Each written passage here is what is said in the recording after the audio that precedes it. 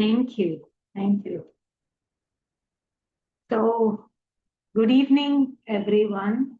And uh, yes, we are meeting up after quite a long gap, but then, yes.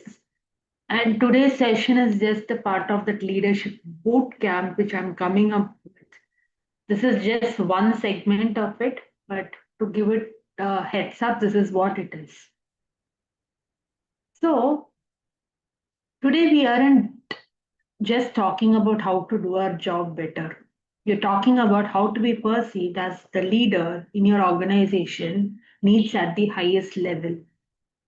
There's a gap, a invisible threshold between being a brilliant manager and being a boardroom ready executor. Managers provide information, executives provide insight and assurance. By end of the session, you will have a framework to walk into any room, whether it's a C-suite briefing or a formal boardroom meeting, and command your space before you even open your mouth. Before we start, let me ask you something. Have you ever noticed in a meeting, in a boardroom, or even in a family discussion, the most powerful person in the room is often not the loudest one? It's usually the calmest one, the one who speaks less, but when they do, everyone listens. And that is leadership presence. Today, we are going to talk about leadership presence in the boardroom and beyond. It's not theory, not motivation, but real practical presence that works in meetings, leadership roles, client conversation, and general in life. Because leadership presence is not about position, it's about how you show up when it matters the most. First, let's clear a big misunderstanding. Leadership presence is not being loud, being aggressive, talking the most, using English words, or having a dominant personality. Some of the strongest leaders I have worked with are very quiet but incredibly powerful. To share a very simple example, when you take a jungle, you have a dog and you have a lion. A dog always keeps barking, but the lion knows when to give its roar because it does not keep barking or it does not keep giving attacks every time. When it needs to give a roar, it roars. And that's leadership presence is the energy of confidence, clarity, and calm that makes people trust you before you prove anything. When you walk into a room, people subconsciously ask these three questions. Can I trust this person? Can this person handle pressure? Do this person see the bigger picture? If the answer feels like yes, you have the presence. Now let's come to the core framework of the leadership things which we have been talking about. And uh, before we go even down deeper through this kind of a framework, I would highly recommend whoever has joined us live, please grab a pen and paper or a notepad or wherever you write your ideas in. And whoever is watching this later, please have your pen and notebook or notepad or your journal with you. And if anybody asks any questions, please stop me then and there so that we can go forward without any questions in your mind. So let me give you this very simple framework which you can remember and apply immediately.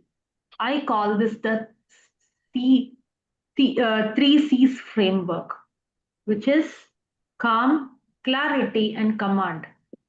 These three Definitely. together create leadership presence. Now let's dive deep under into calm. Calm is nothing but composure under pressure. Calm is the foundation of presence. The moment you lose calm, you lose your credibility. I just want everyone to close your eyes and imagine this situation. You present an idea in a meeting. Someone challenges you. Their tone is sharp. What happens next determines your presence. Without presence, you rush to explain, you become defensive, your voice speeds up, you try to prove yourself. With presence, you pause, you listen fully, you respond slowly, you don't take it personally. Presence is emotional regulation in action. And remember this line, the leader who stays calm controls the room. That brings us to the second C, which is clarity, how you think and speak. When I say clarity is not about intelligence, clarity is leadership.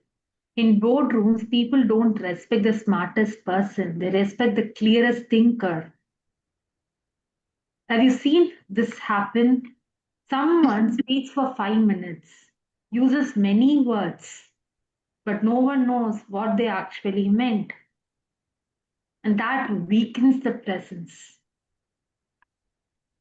Let's see what leaders with presence, what are the three things they do? They structure their thoughts, they speak in fewer sentences, they summarize when others are confused, and that power moves in a meeting. You know, maybe let me put it in three simple points, which is instant authority. That brings to your next C, which is your command. Where we always say before we utter a word, there's a lot of things which speaks about us, and that command is your how your body speaks, your posture, your eye contact, your stillness, your voice, the pacing of your voice speak louder than your words. Two people say the sentence, two people say the same sentence. I think this could work. I think this could work. You see the difference? One is slouched, speaking fast, looking down. The other is upright, steady, and calm. Same sentence, very different impact. That is the presence which lives in your body. अरे रहती यार, ये बनाया मैंने, इसमें चिपका ले अंदर दो जा एक एक ड्रॉप के साथ। Sorry. So now let's jump into a few real-time examples. I once observed a junior team member. She barely spoke in meetings, but when she did, she waited, she spoke clearly, she stopped talking after a point. Soon, people started saying, let's hear what she thinks. That's where presence beats position. Let's take another example, a senior leader without presence. I've also seen senior leaders with zero presence. They interrupt, they react emotionally, they talk too much. Eventually, eventually teams stop trusting them. Presence is not seniority, it's self mastery. And let's see something in the boardroom. And here's something very important. Leadership presence doesn't switch off outside work. You use it with clients, with your children, while speaking on stage with handling conflict. And presence is transferable. There's always, we say that words can be forgotten, but you can show them a lot of things. Everything can be forgotten within hours. But how you made them feel once you leave that room, that is what is going to stay. Like how one of she's my friend, she's my colleague, she wears different hats with me. I don't know, she's been taking sessions here also. She always uses this, the emotional aftertaste, the kind of feeling which you want to leave the room with the audience. Do they remember you once you leave that room? Now, for that, we start with the first practice which you can use is the 3 second pause. Maybe you can call it as 3 second pause or a 5 second pause, whichever whatever is comfortable. Before responding, just pause for 3 seconds. It feels uncomfortable, but it makes you look powerful. This is one habit, your pause. Second is speak one sentence less.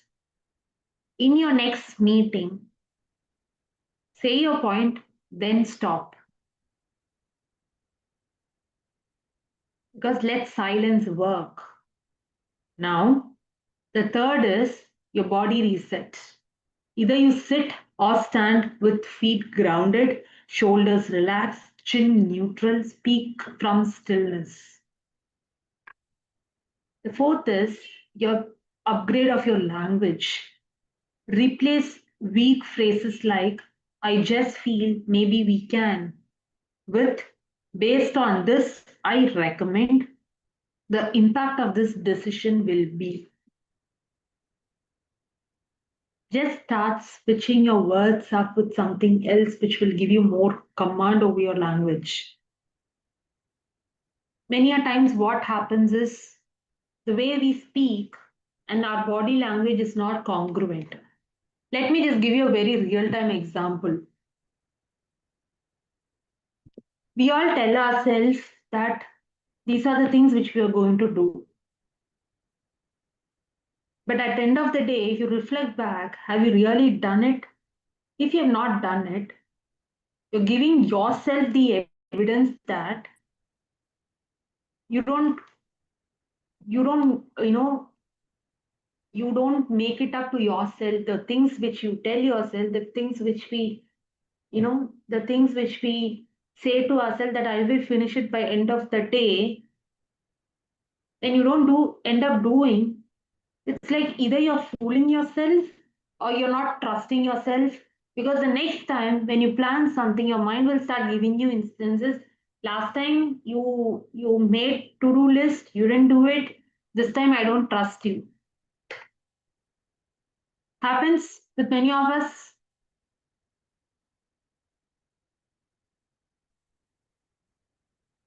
This happens to many of us. This happens. But always remember, your mind works on evidence. The more evidences, say with the same example, you create a to-do list.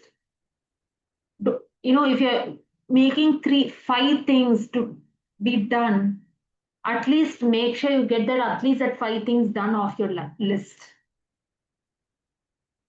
Because today we have a lot of distractions, a lot of other, commitments, priorities. We have different things which comes in our ways. But today I want you to just sit and reflect and maybe note these pointers down as to what is your distraction, what are your shortcomings, what are your roadblocks.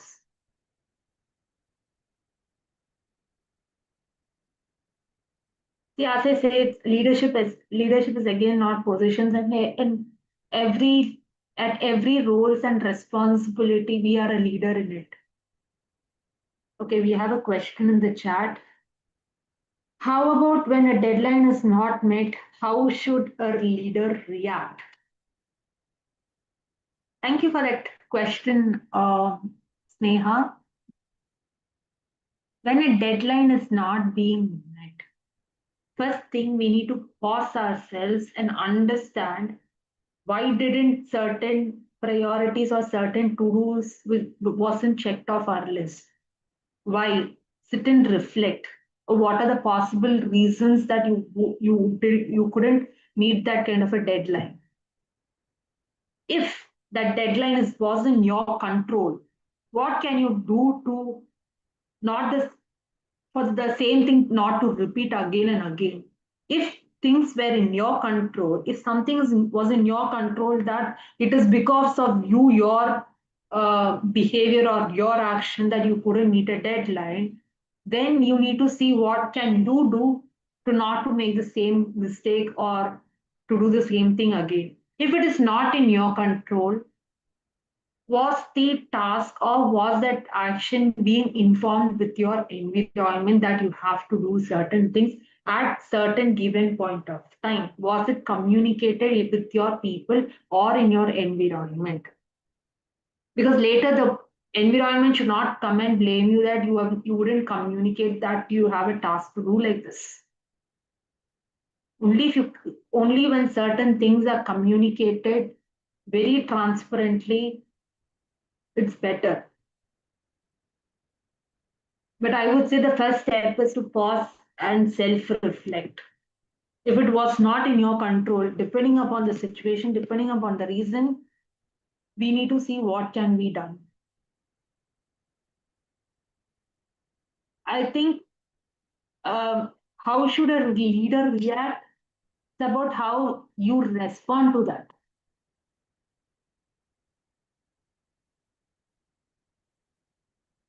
You know, see, this is something which I call it as wheel of life.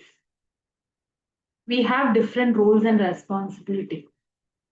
And a special shout out to Prem sir and Himanshu ma'am for keeping their cameras on. Thank you for that. It means a lot. Thank you for that. There's something we have different aspects, we have different verticals which we play as a leader.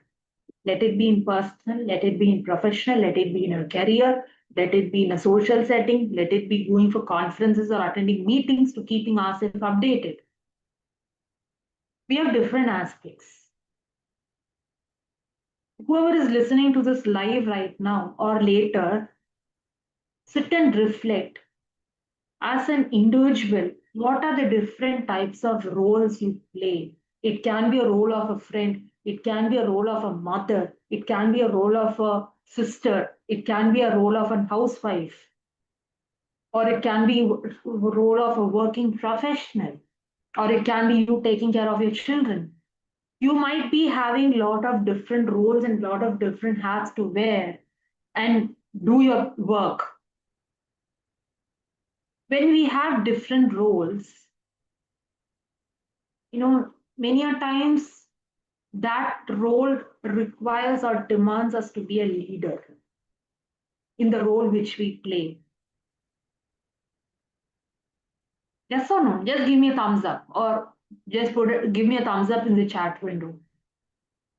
We are all leader in the roles which we play. But before we do all of these things, do we have do we have a good relationship with ourselves and consider as a leader? Do we consider ourselves as the leader for the roles and responsibilities which you have, so the roles which you play in your day-to-day life? Do we appreciate ourselves for that? Many a times we don't. This framework is basically you can use it in any segment you can use this. But to be a leader, what kind of energy, what kind of presence you want to give out to people? Either you can be a doctor, or you can be a HR professional, or you can be a trainer, or you can be a coach. But what kind of presence you want to, or the emotional aftertaste, how Kavina cites this as. What kind of emotional aftertaste you want to leave the room with the audience? Is it for your energy, or is it for the way you groom yourself, or is it for the impact which you do make with your voice, the way you communicate something? Because you play that leadership in every role, not only in boardrooms, not only in meetings, even at your house, even in your own space, you do that. Being a mother is a leader. It requires leadership skills. It requires to be a leader because not everything can be done by everyone. But this this framework which we discussed, is something which can be used anywhere at any time. But as I said earlier, silence and giving yourself the pause is the powerful leadership skill, or it's the powerful leadership tool which I recommend to each and every one of you listening.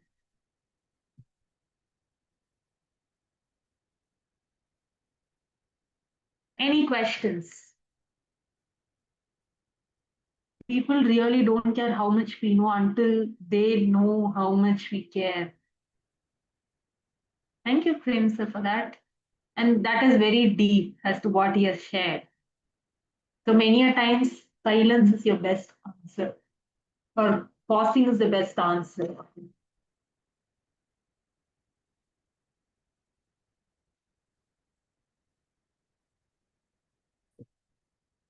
Himanshu, ma'am, you seems to be stuck, or there's something very deep going on with you.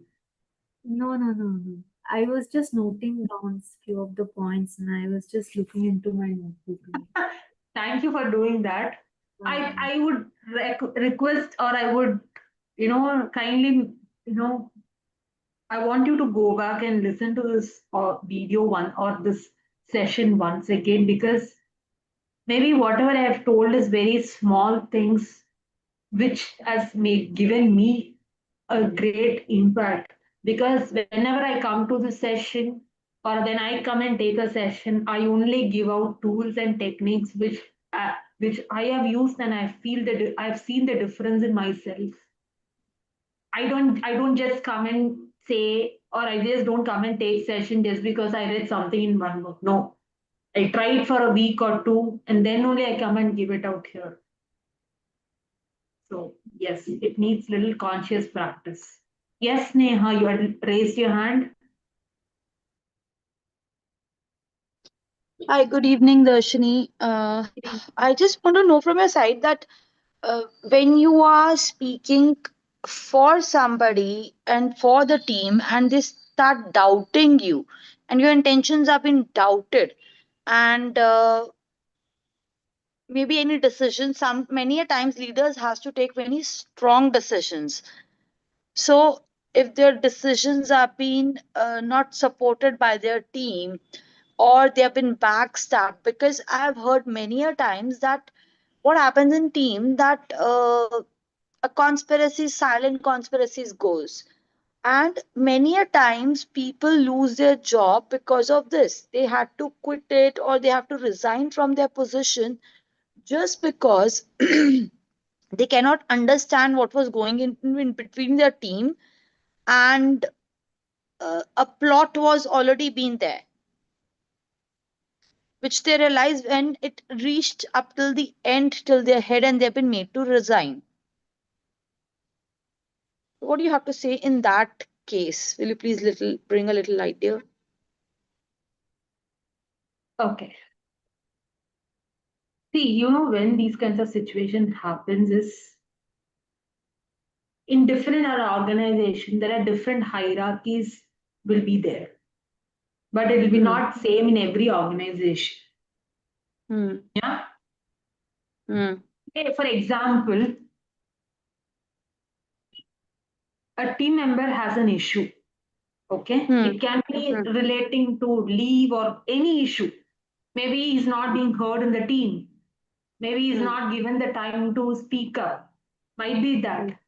What Hmm. happens? There will be a team leader or a senior person, or you know a senior leader in that team, where he or she can go report to that person.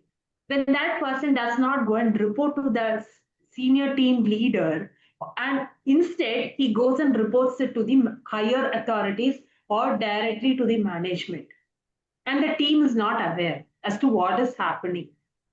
Hmm. Okay, this Hmm. is when that happens, that you know uh, either that individual realizes and tells by himself or herself that I will resign, or they will have a meeting where to understand the issue. Because many a times this happens in a lot of organization, that the team leader will that team member will directly go and inform the management. The team senior leaders not aware. The other team members are not also aware. That's when actual problem arises. And some individuals keep on taking an action, and the team is not aware about If it. if yes, if anything, I as far as I am concerned, it is always better to sit and have a discussion with your team head or team lead and with the members in your department or under in your department, instead of directly taking to the higher management, because once if it reaches the higher management, it has gone out of hands. No one can do anything until the management takes a decision, because being not being heard is something, it's happening everywhere, because today leadership is not about authority. It's not about authority.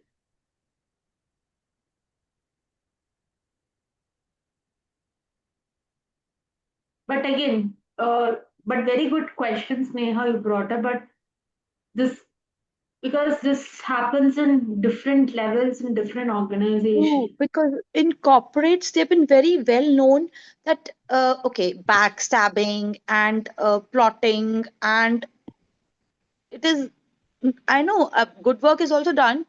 Uh, other facilities are also there. People uh, learn these lessons, but when implying them that I grow, you grow together, and all these things are not there generally on the ground level. So because there's a competition and there will be an envy, everyone tries and seek another try to put themselves into another person's shoe. So in that scenario, they try and plot for one individual. Maybe it's a managerial position, or everybody feel or see that I am also capable enough for that manager position, Neha, sorry and to why this. interrupt you here. This happens in everywhere. This happens in True, every. true, true, This happens in every organization or in every corporate world. This happens. true. How should This a leader comes to react and react here? How should this comes a to real two leader? things. Hmm. This comes to two things. Hmm. One is understanding if situation is in your control or it's not in your control. Second Hmm. is your mindset and your behavior. Hmm. Either you can consider this as backstabbing or whatever maybe, or Hmm. certain times you just have to ignore if there's nothing, if you don't have a part, or if you are not involved in any of that sort of activity, I would say just leave your mouth shut and leave that place and continue doing your work. Hmm. Because see, I cannot come and change your mindset or Himanshu's mindset or Premsa's mind. I cannot change anyone else's mindset or True, your behavior until true. you come into the acceptance that you want to change something. See, psychological safety is something which is just coming up in a lot of organizations. There's no psychological safety. Hmm. So many a times that's where your silence, your pause speaks more than your words. If you have been attending Kavina's session, she keeps telling you the emotional aftertaste, Hmm. Yes. Hmm. something like that. Hmm. But yes, today there's a lot of things and lot of things are changing in a lot of places. That still it's changing, because today everybody's working on this agile model right now, and there is more than today. If you speak in authority, today's generation is not going to listen. If you speak with command, they're not going to listen. We have to go in that same level of mindset, as if both of us are responsible for what we do. We need to speak from that point front rather.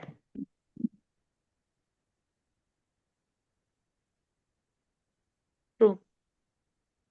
True. We have to go at their level to understand what is going in their mind, and not only being authoritative or being a leadership thing. We need to come to the level so that we can collaborate Even with each other and work communication, together. you can notice from from a millennial communication to a Gen Z or a Gen Alpha communicating, you'll see a lot of difference. True. And the mindset is also different. Yes. So yes, again, this is a topic for a separate day. Yes, we Thank will you. have another round of discussion on this. But yes, Thank you. thank you for bringing this up. Thank you, dear. Thank you for answering it. Thank you. Thank you.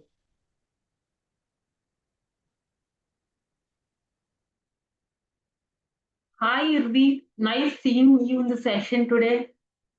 By the way, he is one of a short film director from Kerala. Thank you. Awesome. Thank you. Thank you. Thank you so much.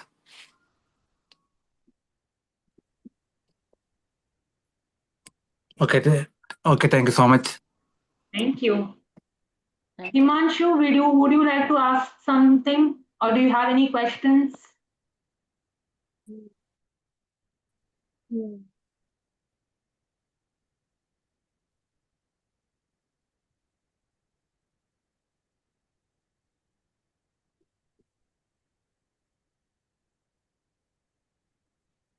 So how do leaders make their, you have mentioned, right, being, showing their presence, like, so how to create that presence?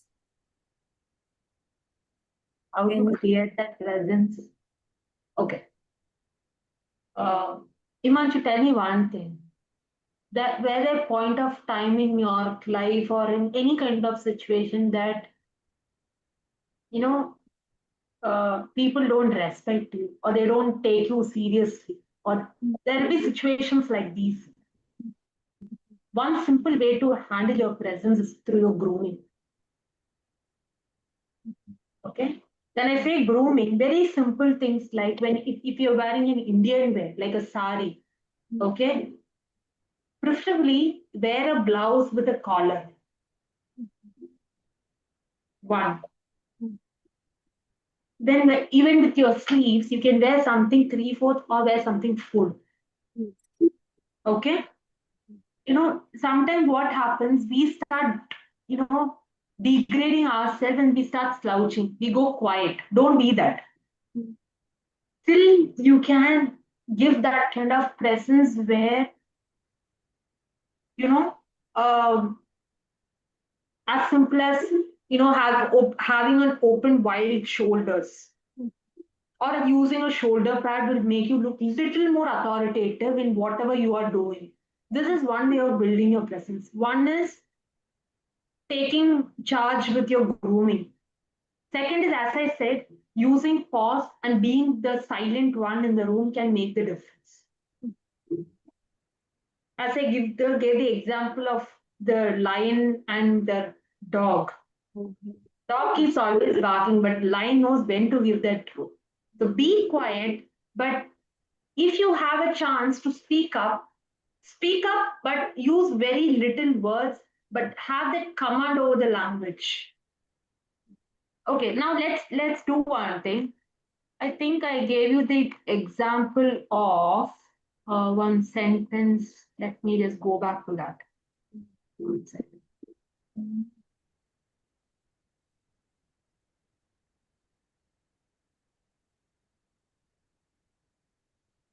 Okay, can you just tell me this sentence? I think this could work. okay, I will say, you mean to say, okay. Yeah, can you say it out? Yeah, I think this should work. We can go ahead with this. Okay.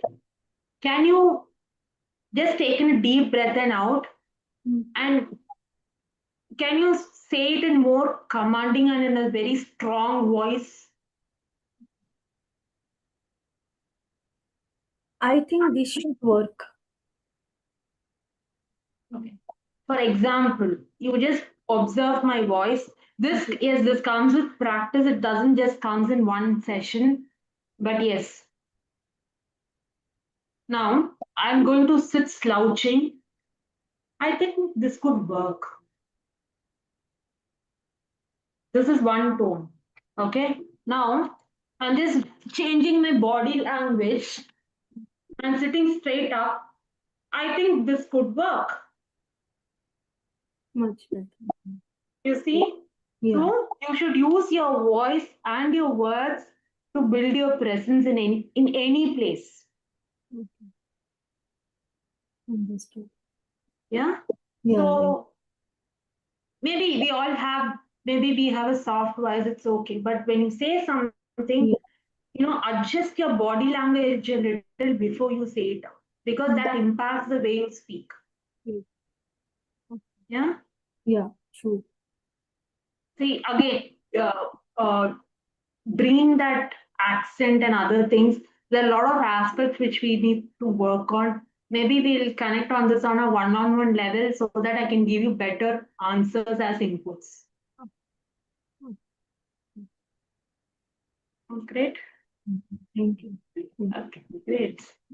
Thank you. Hope you got some answer from this. Yes. Thank you. So thank you everyone. And this is Leadership Bootcamp, which I'm coming up with. So if anyone is interested, let me know, or let this, we will tag that joining link under the video and you can reach out. Thank you. Thank you, Shabana ma'am. Over to you. Yeah, thank you, Darshani, and thank you, everyone. It was really a wonderful session. Thank you. Thank you. Thank you, Darshani. Thank you, Shabana ma'am. Yeah, thank you, and see you